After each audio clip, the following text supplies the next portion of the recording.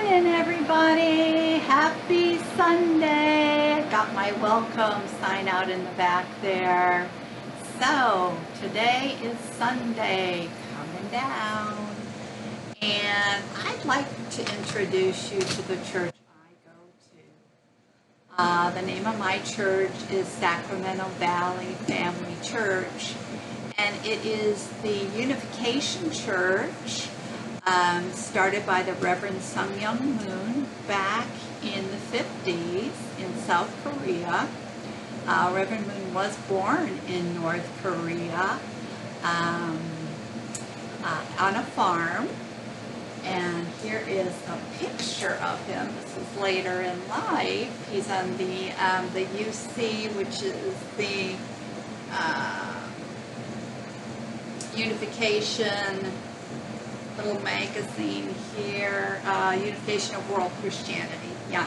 And so he, during the war, the Korean War, so much happened. He started his church, and it's quite a story, his life.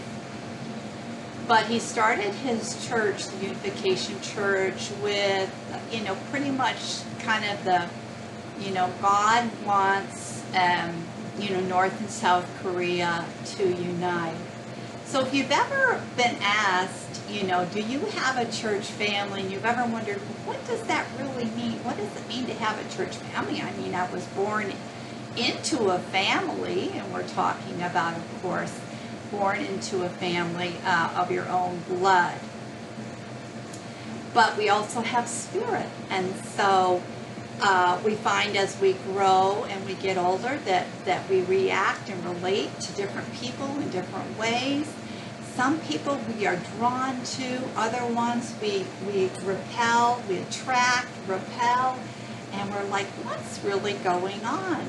But when you have a spirit family, if there's anything that happens in your life where you are disconnected from your family of flesh, you will find and connect to others, to a small group who are your spirit family.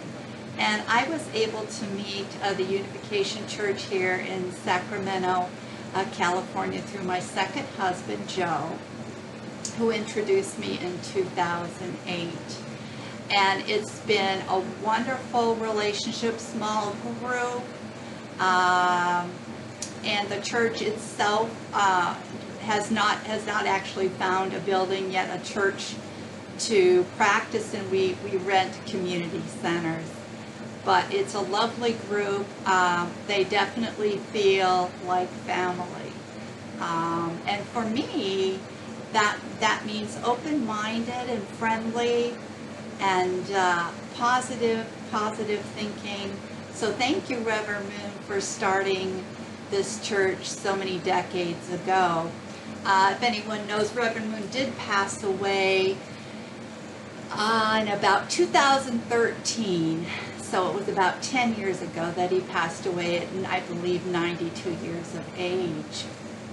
Now, Reverend Moon wrote a book, his version of the Bible, like we will find with Jehovah's Witnesses and some of the groups out here, and it is called the Exposition of the Divine Principle. So he wrote a book called The Divine Principle, and it was his interpretation of the Bible, having studied it pretty carefully since he was called at about 16 years of age. And the story, his young story, is that he did climb a mountain and pray a lot. And then basically, when his first church was made out of, I guess, cereal cartons and boxes from cereals. And you see some of the pictures, of course, in the book that I was just holding. But this is Reverend Moon's version of, in his interpretation of the Bible, the Old and the New Testament. And I find that it is refreshing to me. There's also, of course, King James Version, the NIV, Bible. There's The Way, which was written, I believe, in the 60s, which was another contemporary approach to the gospel. So Sunday's the perfect day to study God. And if you don't have God in your life, I recommend that you seek Him out. I think we have Him in our lives. We have good spirit in our lives, whether we can tangibly reach and touch it, or it's always around us. And that's what I think we need to take away, is that redemption and positive spirit is always around us. So I thought today I would go ahead and maybe start reading from this book. Now, if you don't want to listen, of course you don't have to. I'm noticing the time on the little clock here on my computer. It says 5 minutes and 58 seconds. So again, you're free to, of course, click out of this video, but I encourage you to kind of tune in and check out what Reverend Moon has to offer and what he has to say, and how he really has, and the group really has moved my life. It's an international, interdenominational Christian church worldwide, headquarters South Korea. And the church, again, I think may have definitely been drawn to be formed with the Korean War, with the splitting of the families of the North and the South, and just a desire to reunify. Reunification is very strong with the church. And I think we can look at our lives and see how reunifying relationships in our own homes would be a very, very good thing. I want to go back to this magazine I picked up that we have a little literature table in the church, and I want to go back here and just do a quick reading so I get a sense of Reverend. And show a couple pictures here.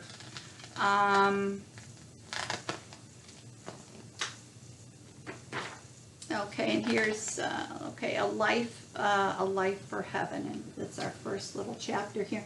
And again, Reverend Moon was really picking up a lot of popularity. Of course, the church, I don't know if immediately, but they gained a reputation as being a cult. And there are blessed marriages, marriages that are happening in the church, and should I be so lucky. But again, you have to be committed to the church. You have to have that commitment to the church and to peace and to building God's kingdom and God's foundation. So you may or may not be a candidate to be blessed with somebody in the church. You may just be a church follower, which is kind of where I'm at. I feel like I'm just following the church because they have such good ideas. They have the right ideas in my mind. So let me read you just a little bit here. Sun Myung Moon was born a farmer's son on January 6, 1920, in what is now North Korea. From an early age, he was intensely aware of the suffering, ailing humankind and the ineffectiveness of contemporary religions. He sought fervently to understand the origins of suffering and how it might be resolved. On Easter morning in 1935, he had a life-changing spiritual encounter with Jesus, who tasked him with building God's kingdom on earth. After deep reflection, meditation, and prayer, the 16-year-old pledged to undertake this overwhelming task. Recognizing that taking on Jesus' mission required further studying, Reverend Moon unceasingly devoted himself to the Bible and other religious texts through which he developed an understanding of God's own suffering and desire to be reunited with his children. Through intense prayer and the setting of conditions, he grasped the difficult steps that humankind would have to undertake in order to return to God and establish true peace. Reverend Moon began working publicly in the early 1940s, becoming an outspoken supporter of the Korean movement against Japanese occupation during his time at Waseda University. His efforts towards Korean independence precipitated his arrest and torture. The first of his 6 imprisonments would be marked historically to God's providence of salvation and restoration in the Unification Church. By 1945, Reverend Moon had finished developing his religious teachings, completing the core text of the Unification Church, the Divine Principle, and began sharing his message with the Christian establishment. The following year, he was compelled to travel to Pyongyang, the then capital of Korean Christianity, and was subsequently imprisoned in a North Korean death camp for his bold efforts to teach people about God. He survived by focusing on relieving the suffering of other prisoners, even sharing his own scarce rations, so he shared his food with others, because of his understandings of God's love for them. Liberated by UN forces in 1950, Reverend Moon joined the flood of refugees moving south and eventually founded his ministry in the port city of Busan, determined to spread the message of the divine principle across the globe. In 1954, he moved to Seoul and founded the Holy Spirit Association for the Unification of World Christianity. Within 3 years, despite heavy public persecution, 30 Unificationist church centers had been founded on the Korean Peninsula. Now, real quickly, on March 16th, 1960, Reverend Moon was blessed in holy marriage to Hak Jahan, who, with unwavering devotion, courage, and dignity, has remained faithfully by her husband's side throughout a myriad of unimaginable challenges. Together, they have 14 children and an ever-increasing number of grandchildren and great-grandchildren. So here we have the marriage picture blessing from the 1960s. Very handsome couple. Very handsome couple.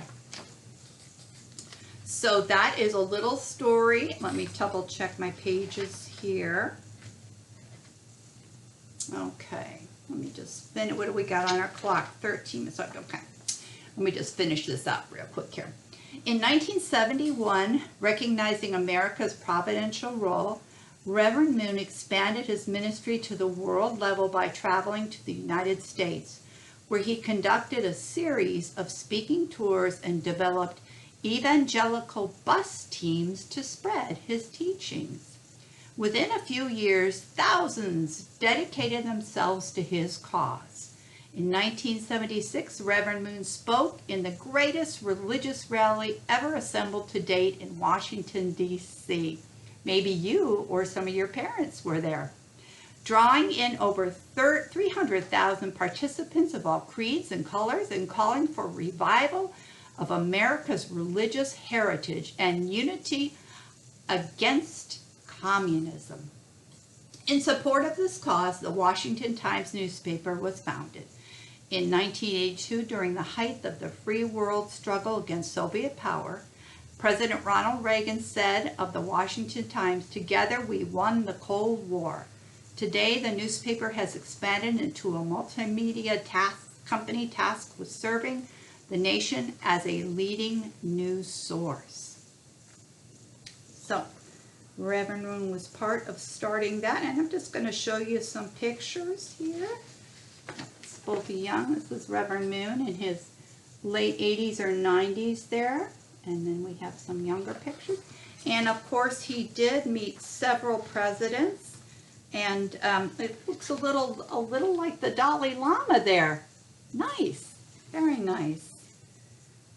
Very nice. think the one I want to find, let's see if I can find it. And he loved to fish, and he loved to go to Alaska, and he started many different groups within the church, and one of them was called Fishing Church, where every year, and that is still going on today, where they fish for salmon. Okay, so Reverend Moon wrote a book, which is Pastor Charles and Eleanor de Wattville are the pastors of the Sacramento Valley Family Church, which is the Unification Church group here in Sacramento, California.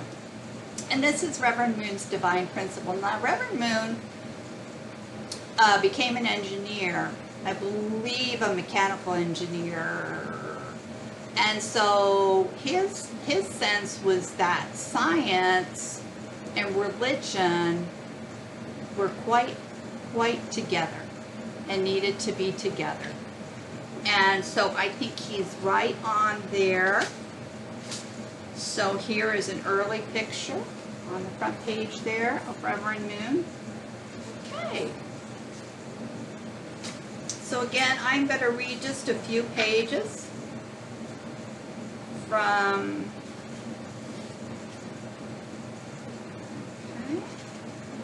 translators. It was translated, of course, from Korean. Okay. Introduction. Okay. And this is today's. We're going to do, like every Sunday, we'll do, you know, kind of a Sunday reading service. And, yeah, we had a really nice service today at church. It's, again, it's a pot, so it's we're quite social. Again, the group's maybe 20, give or take 5 or 10, depending. It may be a holiday, but everybody brings a little dish. We have a table at one end of the community center. There's usually teriyaki chicken and some dim sum. Quite a few little Asian-inspired dishes, cut up fruit. I tend to bring my almond flour muffins. But here we go. Let's just do a little reading here. Introduction. Every human being is struggling to attain lifelong happiness and overcome misfortune. From the commonplace affairs of individuals to the great events that shape the course of history, each is at root an expression of the human aspiration for ever greater happiness. How then does happiness arise? People feel joy when their desires are fulfilled. The word desire, however, is often not understood in its original sense because in the present circumstances, our desires tend to pursue evil rather than good. Desires which result in injustice do not emanate from a person's original mind. The original mind is well aware that such desires lead to misfortune. Therefore, it repels evil desires and strives to follow good. Even at the cost of their lives, people seek for the joy that can enrapture the original mind. This is the human condition. We grope along exhausting paths to cast off the shadow of death and search for the light of life. Has anyone realized the joy in which the original mind delights by pursuing evil desires?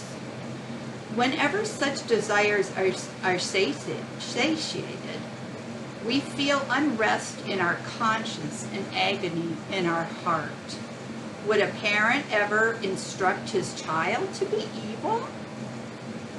Would a teacher deliberately instill unrighteousness in his students? The impulse of the original mind, which everyone possesses, is to abhor evil and exalt goodness.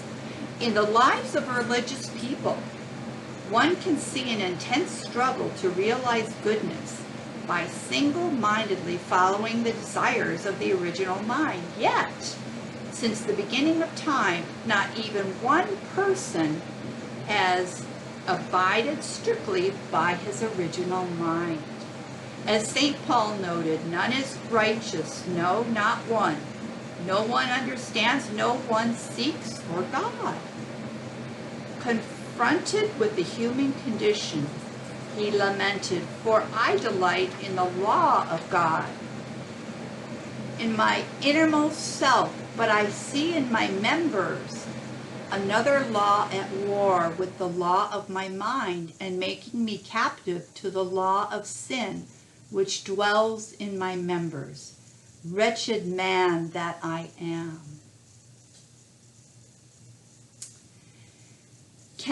We find a great contradiction in every person. Within the same self-individual are two opposing inclinations. The original mind that desires goodness and the evil mind that desires wickedness. They are engaged in a fierce battle, striving to accomplish two conflicting purposes. Any being possessing such a contradiction within itself is doomed to perish. Human beings, having acquired this contradiction, live on the brink of destruction. Can it be that human life, and so members refers to our body parts, the parts of our body, internal and external, separate from our mind. Can it be that human life originated with such a contradiction? Maybe. How could beings with a self-contradictory nature come into existence? If burdened by such a contradiction from its inception, human life would not have been able to arise. The contradiction, therefore, must have developed after the birth of the human race. Christianity sees this state of destruction as the result of the human fall. Can anyone dispute that the human condition is fallen? That's a big one. I don't think too many of us can. When we realize the fact that due to the fall, and when we talk about the fall in the book here, we are referring to the Garden of Eden, where the serpent seduced Eve and gained control of the world. When we realize the fact that due to the fall, we have arrived at the brink of self-destruction, we make desperate efforts to resolve the contradiction within. We repel the evil desires coming from our evil mind and embrace the good desires springing from our original mind. Nonetheless, we have been unable to find the ultimate answer to the question, what is the nature of good and evil? We still do not have an absolute and definitive truth which can enable us to distinguish, for example, which of the two, theism or is it atheism, is good and which is evil, sorry. Furthermore, we remain entirely ignorant of the answers to such questions as, what is the original mind, the wellspring of good desires? What is the origin of the evil mind that incites evil desires in opposition to the original mind?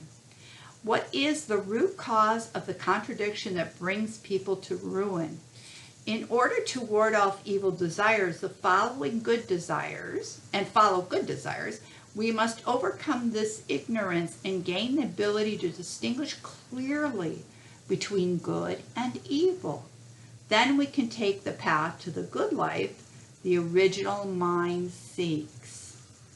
So I think here, again, the original mind is always seeking to go back to an original state of comfort, of food, of love, of happiness, of simplicity, of very, very simplicity, of internal, external, the yin and the yang, tit for tat perhaps, where there's an understanding, there's an appreciation, both between two people and in a surrounding environment. So again, an environment is very important when it comes to freedom of speech, communication, peace and not war. Considered from the viewpoint of the intellect, the human fall represents humanity's descent into ignorance. People are composed of two aspects, internal and external, or mind and body. Likewise, the intellect consists of two aspects, internal and external. In the same way, there are two types of ignorance, internal ignorance and external ignorance. And I do want to mention there are more levels as well, but this is a good point. Internal ignorance in religious terms is spiritual ignorance. It is ignorance of such questions as what is the origin of human beings? What is the purpose of life? What happens after death? Do God and the next world exist? What is the nature of good and evil? External ignorance refers to ignorance of the natural world, including the human body. It is ignorance of such issues as what is the origin of the physical universe? What are the natural laws governing all phenomena? So I think we'll stop there. And we had a really nice service today. So again, Pastor Charles, we had a visit from a pastor from the Bay Area church. Kevin Thompson and his wife came, and Kevin Thompson gave the sermon today. And yeah, it was. I think he did a super job. Again, we're kind of a church. Again, we're not so formal in the church. We kind of just plain spoken, and so it's important to build the foundation, build your lives and your foundations on solid ground, and not what if you've ever heard the phrase sinking sand. So I just wanted to introduce you today to the divine principle, and just give you a sense of some of the folks I hang out with. Some of my friends, my church family here in Sacramento, California. And I hope you're having a good day wherever you're at. And drop me a comment if you like. Does anyone know who Reverend Moon is, or who he was? And the church continues through his wife Hak Jahan Moon in South Korea, and the desire for the unification of North and South Korea, and kind of peace in the nation. So again, God bless everybody. Feel free to leave me a comment. If you want to check out the Unification Church website, it's familyfederation.org. Familyfederation.org, and we have plenty of information on the church and the history. And yes, that's a little bit about me. And we'll talk to you soon. God bless everybody. Have a great Sunday.